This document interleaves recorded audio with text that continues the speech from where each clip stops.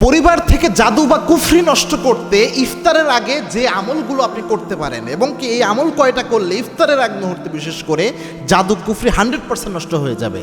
এই জাদু কুফরি অনেকে বিশ্বাসই করতে চায় না, কিন্তু রাসূল সাল্লাল্লাহু আলাইহি ওয়াসাল্লামের উপর পর্যন্ত জাদু করা হয়েছিল, আল্লাহর হাবিব ইসলামের উপর। আপনি সূরা ফালাক, সূরা নাসের তাফসীর ইবনে কাসির, আল্লামা ইমাদউদ্দিন ইবনে কাসির রাহিমাহুল্লাহ চমৎকারভাবে উল্লেখ করেছে, ওইখানে একটু পড়ে দেখেন।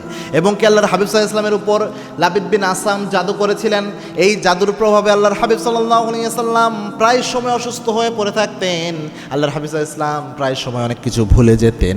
আল্লাহর হাবিবকে জিবরিল আমিন এসে জানালেন, ইয়া রাসূলুল্লাহ, আপনার উপর একজন ইহুদি জাদু করেছে, আপনার চুল মোবারক নিয়ে 11টা গিট দিয়ে একটা কূপের মধ্যে ফেলে দিয়েছে। আল্লাহর হাবিব সাল্লাল্লাহু আলাইহি ওয়াসাল্লামের উপর 11টা কোরআনের আয়াত সূরা ফালাক এবং সূরা নাস আল্লাহ নাজিল করলেন। এটা পড়ার সাথে সাথে জাদু সাথে সাথে নষ্ট হয়ে গেল। সুবহানাল্লাহ, সুস্পষ্ট বুখারীতে বর্ণনা এসেছে।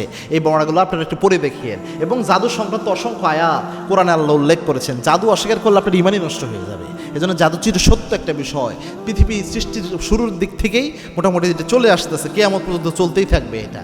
এজন্য জাদু অবশ্যই পরিবারের মধ্যে হয়, বদনজর থাকে।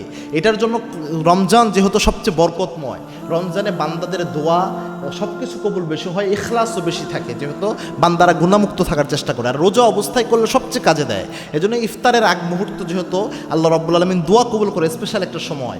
এই সময় আপনি চেষ্টা করবেন 2 রাকাত নামাজ পড়তে। আর নামাজ যদি নাও পড়তে পারেন, এই সময় চেষ্টা করবেন অবশ্যই ইফতারের আগ মুহূর্ত অথবা ইফতারের পরে এই সন্ধ্যার সময়টায় আপনি প্রথমত সূরা ফাতিহা পড়বেন। সূরা ফাতিহার আগে দরুদ শরীফ পড়ে নেবেন 3 বার, এরপরে সূরা ফাতিহা পড়বেন 3 বার বা 7 বার, বিজোড় সংখ্যা পড়বেন। আর সময় কম হলে একবার পড়লেও সমস্যা নেই, বিজোড় সংখ্যা।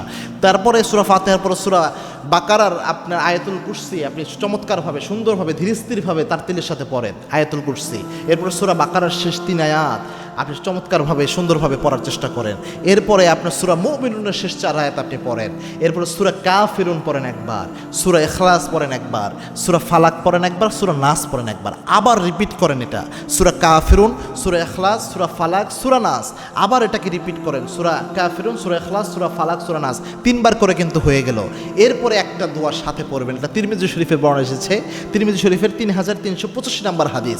সবচেয়ে আমার দেখে কাজে দেয় জাদু কুফরি নষ্ট করার জন্য, যদি ছোটোখাটো জাদু কুফরি বদনজর হয়। আল্লাহর হাবিব সাল্লাল্লাহু আলাইহি ওয়াসাল্লাম জানিয়েছেন, কোনো ব্যক্তি যদি সকাল সন্ধ্যা পড়তে পারে, এটা যে ব্যক্তি পড়বে বিসমিল্লাহিল্লাযী লা ইয়াদুররু মা ইসমিহি শাইউন ফিল আরদি ওয়ালা ফিস সামা ওয়া হুয়াস সামিউন আলিম, কোনো ব্যক্তি এই দোয়া পাঠ করলে আল্লাহ রাব্বুল আলামিন ওই ব্যক্তিকে নিজে প্রোটেক্ট করে, নিজে ওই ব্যক্তিকে আল্লাহ হেফাজত করে, ওই ব্যক্তি আল্লাহর জিম্মায় চলে যায়। সুবহানাল্লাহ, কোনো জাদু কুফরি আপনার উপর আর তখন কাজ করবে না।